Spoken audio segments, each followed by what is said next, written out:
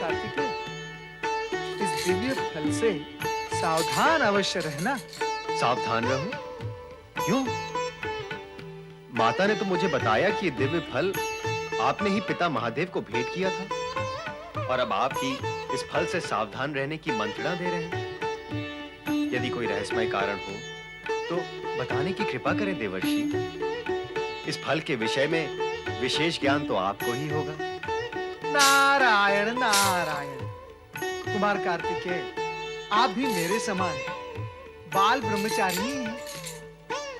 इस दिव्य फल के जब से मैं संपर्क में आया हूं, नहीं, जब से ये दिव्य फल मेरे संपर्क में आया है, तब से लेकर अभी तक मेरा अनुभव यह है कि ये फल केवल वे ही दृश्य दिखाता है जिसमें प्रेम तत्व प्रधान हो अथवा देवियों के दृश्य प्रधान। तो इसका कुप्रभाव हम पर क्यों पड़ेगा? पड़ सकता है कुमार, अवश्य पड़ सकता है, क्योंकि कुप्रभाव की गति और शक्ति इतनी तीव्र और प्रबल होती है कि उसके आक्रमण से बचना बड़े-बड़े शूरवीरों के लिए असंभव होता है। पृथ्वीलोक से लेकर स्वर्गलोक तक उसकी काली छाया से कोई नहीं बच पाया कुमार। देवर्षि, हो सकता है आप जो कह रहे हैं सत्य होगा। सत्य होगा नहीं कुमार, सत्य ही है। मान लेता हूं कि सत्य है।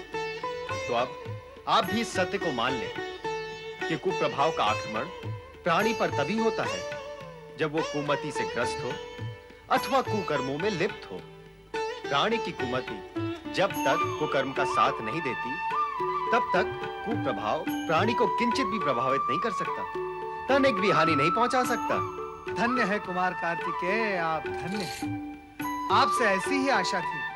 भगवान भोलेनाथ की असीम कृपा से आप सुमति के स्वामी और सत्कर्मों से जुड़े हैं। निश्चित ही आप पर इस दिव्य फल का कुप्रभाव संभव ही नहीं। फिर भी आपने मुझे इससे सावधान करने की आवश्यकता समझी। कहा न कुमार, इस दिव्य फल के विषय में मेरा अनुभव कटु रहा है। मुझे यह भय था कि इस दिव्य फल को बार-बार देखने पर आप जैसे नैष्ठिक ब्रह्मचारी का मन कहीं मेरे समान उद्विग्न न हो जाए। किंतु देवर्षि, मैंने कुछ समय पूर्व इस दिव्य फल में गणेश को बुद्धि सिद्धि के साथ देखा, किंतु उसमें प्रेम तत्व जैसा कोई भाव ही नहीं था। इसके विपरीत गणेश उदास थे और बुद्धि सिद्धि कारण पूछ रही थी, उन्हें समझाने मनाने का प्रयत्न कर रही थी। नारायण नारायण। स्त्री पुरुष के बीच रूठना और मनाना, ये भी तो एक प्रेम तत्व का ही भाग है कुमार। रसिक गण इस सत्य को जानते और मानते हैं। आप और मुझ जैसे बाल ब्रह्मचारी भला इन सब बातों को क्या समझेंगे? मैं तो अपने माता पिता के आदेश को ही सब कुछ मानता हूं देवर्षि। माता ने मुझे आदेश दिया कि इस दिव्य फल के माध्यम से मैं उनके दर्शन करूं, उनसे वार्तालाप करूं। बस इसके अतिरिक्त इस दिव्य फल का मेरे लिए कोई उपयोग नहीं। उत्तम, अति उत्तम। एक बात और, ये दिव्य फल अति स्वादिष्ट है। भूल कर भी इसे खा न लेना, अन्यथा सदा सदा के लिए भूख से हाथ धो बैठोगे। फिर भक्त जनों का प्रसाद नहीं खा पाएंगे आप। आपका मंगल हो। नारायण नारायण।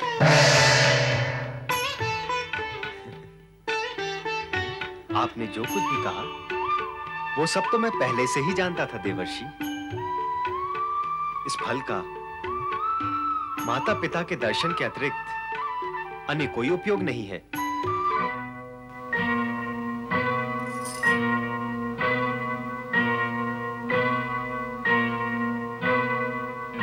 स्वामी, आज से पूर्व कभी हमने आपको ऐसा उद्विग्न नहीं देखा।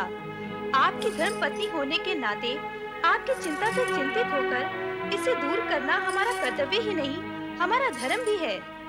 देवी बुद्धि, आज तुम्हारी बुद्धि पर हमें आश्चर्य हो रहा है। बुद्धि की देवी होते हुए भी क्या तुम इतना नहीं समझती कि हम बड़े से बड़े शूरवीर को ध्वस्त करने में समर्थ हैं? तो फिर इस छोटी सी चिंता को दूर करने के लिए हम तुम्हारी सहायता क्यों लेंगे? तो फिर इस चिंता को आप स्वयं ही दूर करें स्वामी। सत्य तो ये है देवी कि तुम जिसे चिंता समझ रही हो वह चिंता है ही नहीं। तो फिर आप उद्विग्न क्यों हो रहे हैं? मैं तो यह सोच सोच कर उद्विग्न हो रहा हूँ कि कहीं हमसे किसी का अनर्थ न हो जाए। पिता शिव और माता पार्वती ने हमें मंगल मूर्ति का पद प्रदान किया है। ऐसी स्थिति में हमारे द्वारा किसी का अमंगल हो, ये हम नहीं चाहते। नारायण नारायण। प्रणाम गणेश महाराज। प्रणाम देवर्षि।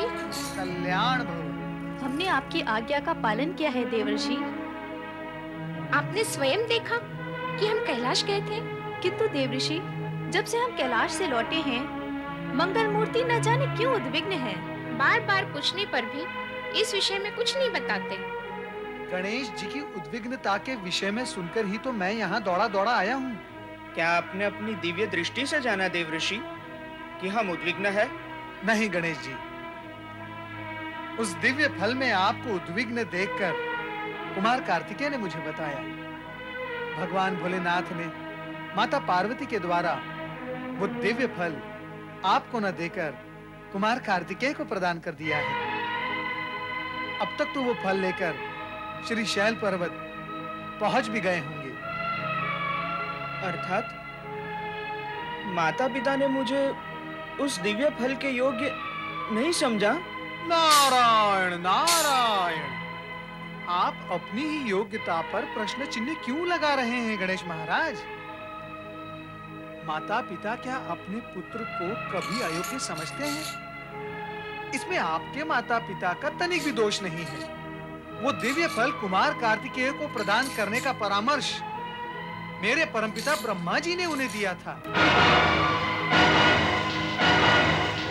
भगवान भोलेनाथ ने तो केवल उनके परामर्श का पालन किया है। देवऋषि, आप ब्रह्मा जी के मानस पुत्र हैं। आप दोनों पिता पुत्र ने मेरे माता पिता को पक्षपात करने के लिए प्रेरित किया है। आप दोनों ने मिलकर हमारे विरुद्ध षड्यंत्र रचा है। आप दोनों को इसका परिणाम भुगतना पड़ेगा। भगवान शिव ने मुझे अग्र पूजा का अधिकार दिया है तथा विघ्नहर्ता विघ्नेश्वर की उपाधि प्रदान की है। मैं इसी समय ब्रह्मा जी के सृष्टि कार्य में अवरोध उपस्थित कर दूंगा एवं विश्व भ्रमण की आपकी शक्ति भी हरण कर लूंगा। ओम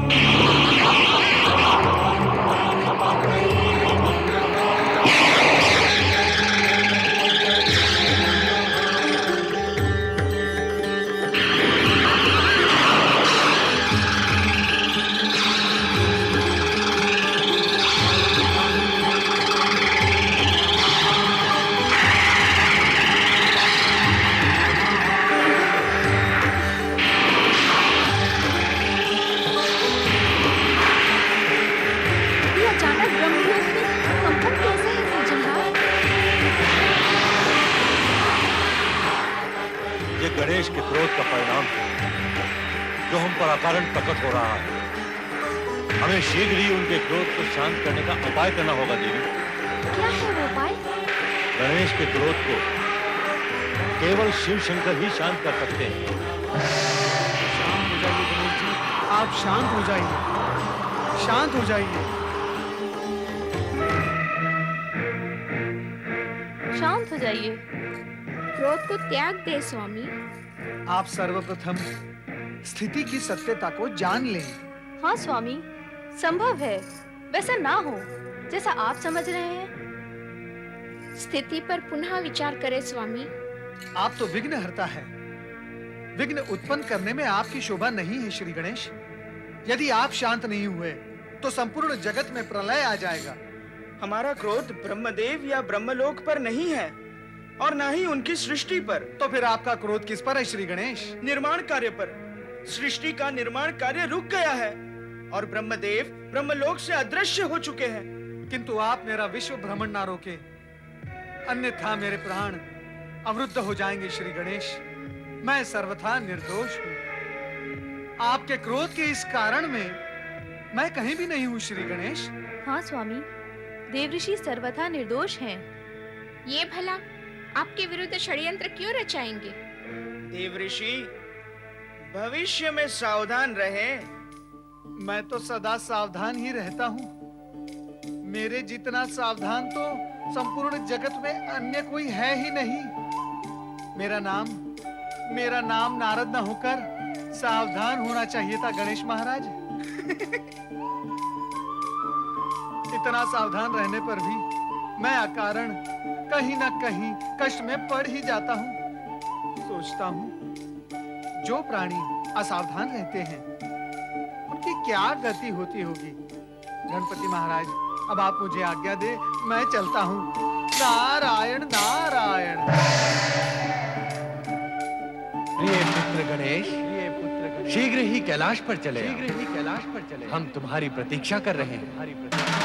गजानन, तुरंत कैलाश आओ, हम तुम्हारी प्रतीक्षा कर रहे हैं। पिता शिव और माता पार्वती ने आपको तुरंत बुलाया है स्वामी। माता पिता की आज्ञा का पालन तो करना ही होगा स्वामी। स्वामी, क्या हम भी आपके साथ कैलाश चलें? कदापि नहीं, हम अकेले ही वहां जाएंगे। ऐसा लगता है कि संकट में फंसे ब्रह्मा जी ने ही पिता शिव को हमें बुलाने में विवश किया है।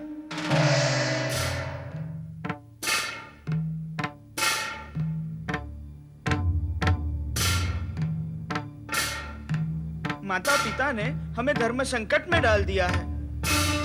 अब ब्रह्मा जी का अपराध तो अक्षम्य है, किंतु पिता शिव और माता पार्वती हमें विवश करेंगे कि हम उन्हें माफ कर दें।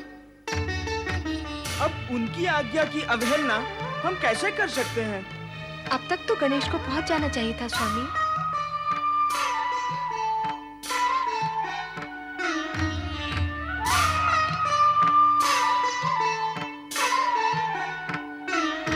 देखो रोहिणी, गजमुख गणेश पशु के समान किस प्रकार उद्विग्नता में अपनी सूंड से खेल रहे हैं। बेचारे बुद्धि सिद्धि के भाग्य में सूंडधारी गणेश ही लिखा था। मुझे तो उन दोनों के भाग्य पर दया आती है। पता नहीं इस बेडौल बदन के साथ वे दोनों बुद्धिमती सिद्धिमती देवियां कैसे निर्वाह करती होंगी। हमें तो उनके भाग्य पर दया आती है।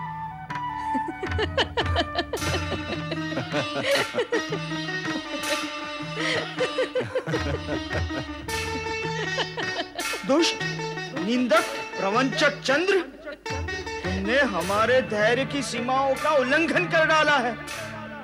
हमने तुम्हें मन ही मन में क्षमा करने का बहुत प्रयत्न किया, किंतु तू क्षमा के योग्य है ही नहीं।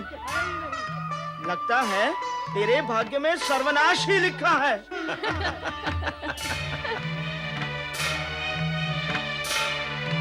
जा, हम तुम्हें श्राप देते हैं। चंद्रलोक से तेरा पतन हो जाए, तेरी सारी ज्योत्सनाएं क्षीण क्षीण हो जाए, तू कलंकित, शक्तिहीन और आबाहीन होकर मारा मारा फिरे।